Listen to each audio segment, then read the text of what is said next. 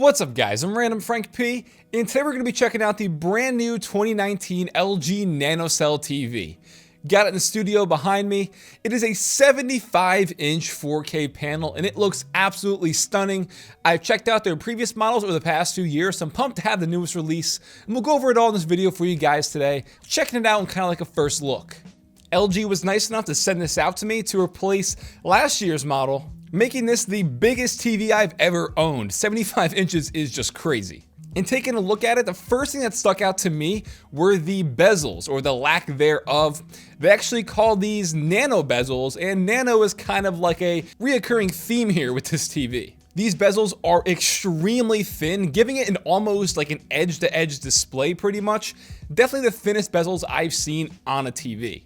And that's great, because the more screen, the better, and this screen looks fantastic. The overall design is very minimal as well, complemented by a very nice stand. In terms of connectivity, you have your standard audio stuff and input for cable. You have 4 HDMI ports and 2 USB slots with an additional USB on the backside. So 4 potential HDMI slots is great if you have numerous consoles, a TV box, a Chromecast, anything like that. Now, as for the actual panel itself, with the NanoCell technology built into this TV, you have these really nice pure colors. Again, dubbed nano color, NanoCell. The colors are much more vivid and true to life, but at the same time, I can tell you it's not oversaturated. It looks how it's supposed to look while providing more depth to the color. And from my experience, you can kind of compare this to the way that HDR works, where you have, increased levels in the highs and the lows. And if you think about it in the way a color depth works, here you're gonna be able to see the difference in the slightest bit of shades, you know what I mean? Like,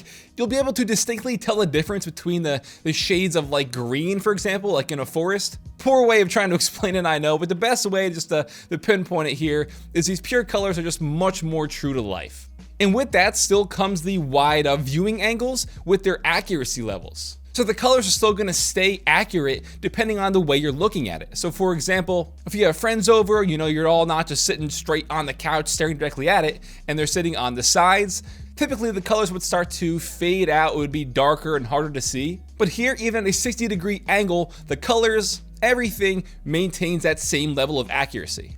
And that's why I've loved using NanoCell TVs over the past few years, is because when you're having friends over to watch a game or Game of Thrones or something like that, you can all be spread out throughout the room and be able to see the TV perfectly fine depending on the angle, like I said, up to 60 degrees. So spread out on the couch, kick back, and then when I have it down here in the studio, I can be walking around, filming and stuff, and take a glance at it, and it's not gonna, look muddy or whatever. It's gonna look perfectly fine. You'll notice with this term NanoCell, it's actually not OLED. But honestly, comparing it to OLED, you probably can't tell the difference. I know I can't. And this is called Nano Black, where you have a much more refined and sharp contrast and much more detail in separating the colored pixels from the black space. So the way this works, it uses these full array LEDs versus traditional edge LEDs, which often provides a lot of, the light bleeding and stuff. If you're staring at a black screen, or if you're watching a movie and it's a very dark scene, you'll notice that the pixels are still gonna kind of light up a bit. That's because with the edge LED, those pixels do bleed the light, but with a full array,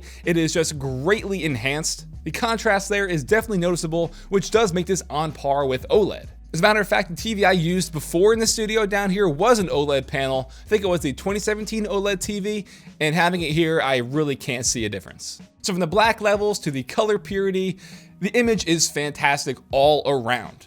And for gamers out there, you'll be happy to know this does have improved input lag levels compared to last year's model. It's still the 120 Hz refresh rate, and built in is this automatic low latency mode that automatically switches your TV to the game mode. Once you turn on your Xbox or your PS4 or whatever over HDMI, it'll automatically switch to the game mode, which lowers your input lag. Now, I've had this upstairs in my living room for the past few weeks, did some gaming on it, all that good stuff, but I decided I had to bring it down to the studio.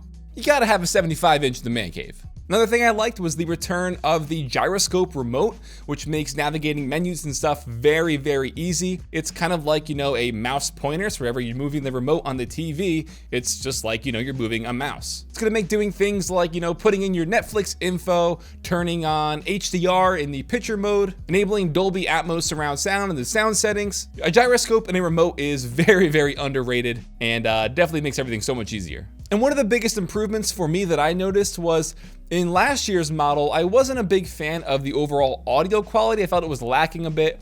This year, it definitely stepped it up. When you enable the Dolby Atmos surround sound, obviously it emulates that because there's not actually, 7 speakers and stuff throughout your room, but it does a really good job of emulating it. But I know for me still, I have one of their LG sound bars and the whole experience is just taken to the next level. So I'm happy that they did improve the sound quality built into the actual TV.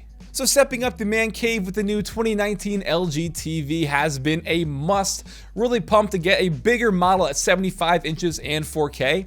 And even though it's only, 10 inches bigger than my last year's model, which was 65 inches, I just feel so much more immersed now. For the black levels, the colors, the nano bezels, whether I'm gaming, watching movies, TV, I'm sitting in front of it and I just get lost in it. It is a great, great upgrade, and I was definitely pumped to get it in to check it out for you guys. So hope you enjoyed my first look. If you did, give this video a big thumbs up to show your support. Feel free to follow me on Twitter at randomfrankp. And lastly, if you haven't already, hit that subscribe button. Hope you all enjoyed. Have a good day.